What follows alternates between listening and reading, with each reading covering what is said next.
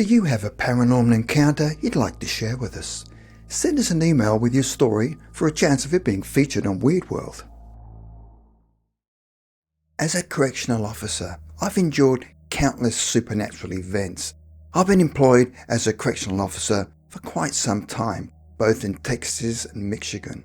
Recently, the oldest prison I was ever employed at, located in Michigan, began the process of shutting down its operations.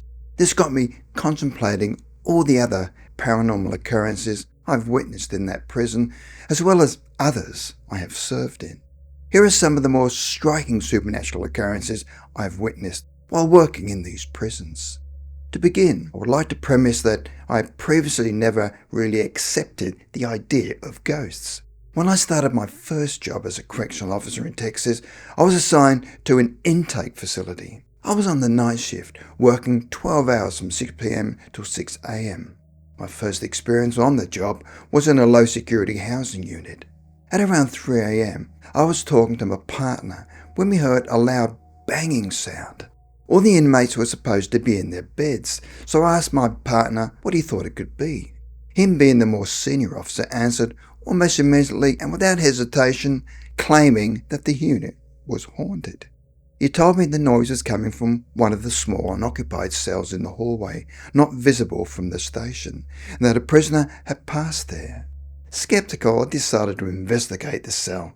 As I moved closer, the sound got louder, and I observed the door shake with each corresponding thud, as if someone was pounding on it from the inside. I was never able to explain the phenomenon. Later, when I checked the door again, I noticed what appeared to be a steamy handprint on the cell's glass window. Other strange experiences also occurred at this prison. On a separate occasion, it was around 1 or 2 a.m, and I was in the officer's station chatting with my partner and watching the camera feeds. As I looked at one of them, I saw a prisoner sitting at a table in the day room. But when I glanced into the room he'd been sitting in, there was nobody there. I asked my partner to investigate since no one was supposed to be up yet. I rewound the video and the prisoner literally vanished in the middle of my recording. When my partner returned, I showed him what I'd seen, and together we sat and watched the clip on repeat, utterly baffled.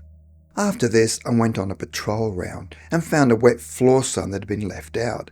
I brought it back to the janitor closet and locked the door, only to find the sign back out in front of the closet when I returned to the station.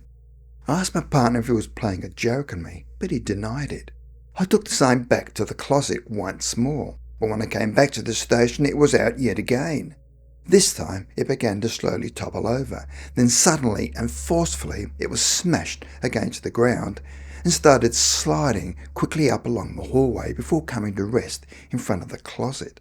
After this, my partner and I stayed in the officer's station for the rest of the night, too terrified to come out. On another occasion, I was working in the ADSEG unit, a maximum security facility for prisoners who engage in fights and create persistent disturbances. We had an inmate who was housed in one of our close observation cells, which are reserved for individuals who pose a danger to themselves. During the summer, some of the prisoners claimed to be at risk for self-harm, just to be transferred to these cells as they provide a cooler environment and proximity to air vents, which are not available in the regular housing units. The prisoner confided in me that this was the reason for their request and assured me that they did not wish to cause any trouble. However, that night my colleague and I were monitoring the cameras and spotted a shadow moving across the floor, eventually reaching the closed observation cell and disappearing beneath the door. This is where it gets strange. During my rounds, I checked on the prisoner and found them pacing in the cell. I asked them if they were okay, and they reported feeling uneasy and hearing voices that weren't real. I attempted to comfort them, and they eventually settled down and lay on the bed. However, later my partner called me for backup when it was discovered that the prisoner in question had bitten his own wrists, causing them to bleed, and holding the wounds above his head while apparently speaking in tongues.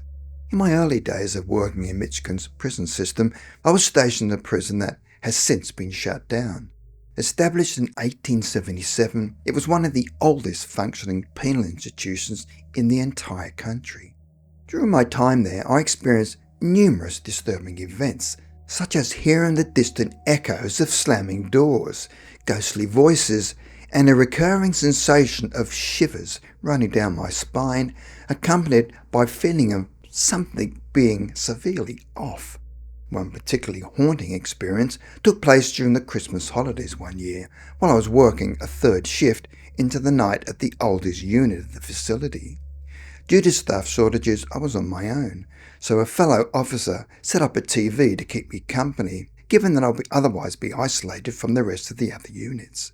As I carried out my rounds, periodically returning to watch the TV, I suddenly heard banging coming from a door that opened to a hallway through to an old and derelict section of the prison.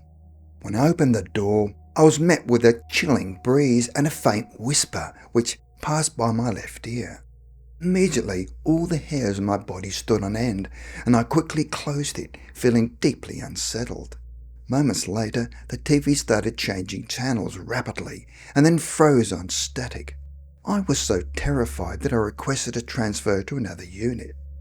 During another third shift at work, a colleague and I were making use of some spare time we had, as on this occasion there were no prisoners that needed to be overseen. We took the opportunity to explore the prison grounds, including the tunnels, old barns, and unstaffed gun towers. Eventually, we ventured to the same old and derelict section of the prison that I previously described, but deeper in this time. To access the inner complex, we needed to use a large skeleton key to open up a big metal gate. Once inside, my partner informed me that this section used to serve as segregation. The area's lighting had long since fallen into disrepair, so we had to use our flashlights to see. Revisiting the area was incredibly unsettling to me and filled me with a sense of dread, as one can imagine, given my prior experience there. We decided to head back, but as we made our way to the gate, my partner's flashlight suddenly died. In the near pitch blackness, we heard what seemed like something large and possibly four-legged sprinting full speed towards us. In the terror and chaos, we immediately started to run towards the gate. And as we got to it, we frantically struggled to get it open, all the while the unknown entity closing in. We finally managed to get it open and escape. However, after the sheer panic of the ordeal had subsided, we have made our way up into the light. We were both shocked to discover bleeding claw marks all over my partner's arms. We never witnessed the entity or creature which inflicted them.